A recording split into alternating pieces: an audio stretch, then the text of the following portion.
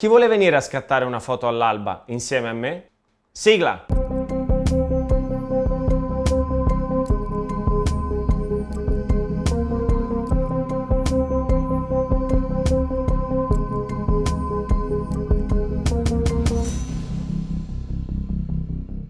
Nel 2010 mi sono iscritto a un sito che in qualche modo ha cambiato la mia vita, DP Challenge, una delle prime pagine ad aver organizzato dei contest online di fotografia digitale.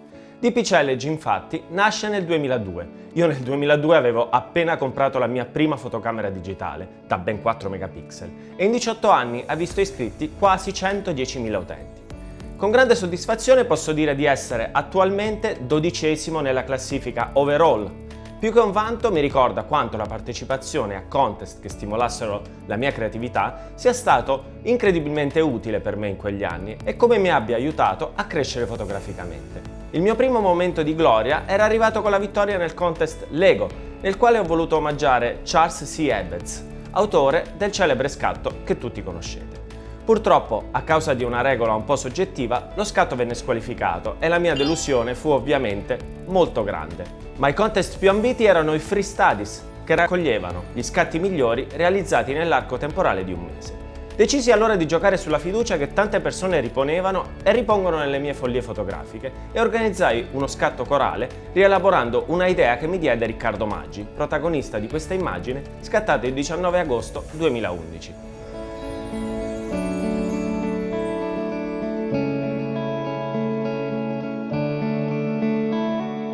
Non posso negare il fatto che riuscire a scattare quella foto mi entusiasmò in modo indescrivibile e la mia soddisfazione ebbe come appendice la vittoria nel Free Study di agosto, dove riuscii a battere altre 323 persone.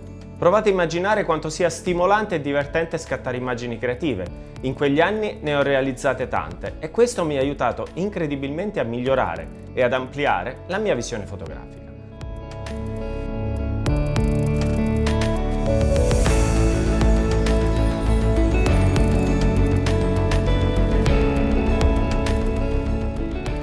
Siccome quella foto era stata scattata più o meno nello stesso periodo dell'anno, ho pensato che fosse arrivato il momento giusto per creare una versione 2020 di quell'immagine, che continuo a ritenere la mia migliore in assoluto. Stimolo ulteriore era ovviamente la possibilità di raccontare in questa puntata l'esperienza fatta.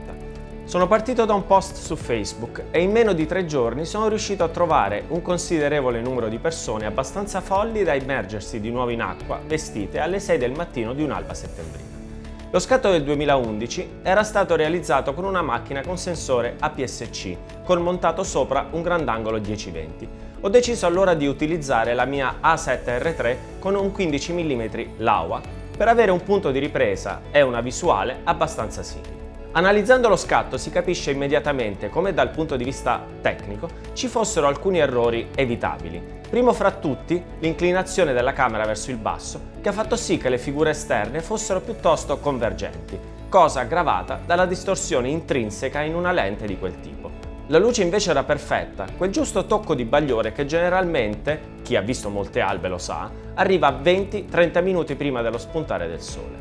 Vista la quantità di persone che ha risposto al mio appello, sapevo che avrei avuto a che fare con un numero di comparse maggiore e questo rendeva tutto sicuramente più complesso. Alle 23 ero già a letto e dentro di me ho cominciato a provare quell'emozione tipica di quando ci si deve inventare qualcosa di speciale. Ero contento ed emozionato, anche perché quando ti viene data fiducia, senti il dovere morale di dare il 100%.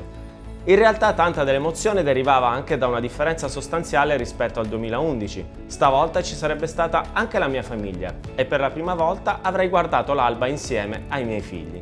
Sveglia ore 5, partenza 5:30 e appuntamento insieme a tutti gli altri, perfettamente distanziati, alle 5:45. Alba prevista ore 6:34. Abbiamo 25 minuti per scattare l'immagine che ho perfettamente in testa.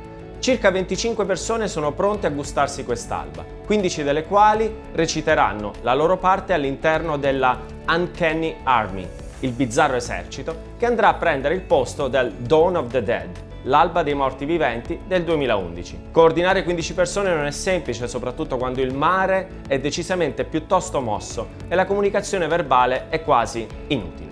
Quindi abbiamo dovuto lavorare di gesti, un po' goffi ma certamente efficaci. La collaborazione di tutti e la concentrazione massima giocano un ruolo fondamentale.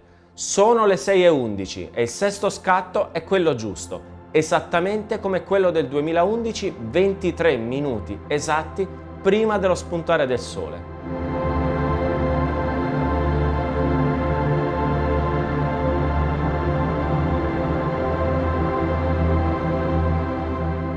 La fotografia nasconde in sé qualcosa di speciale e unico.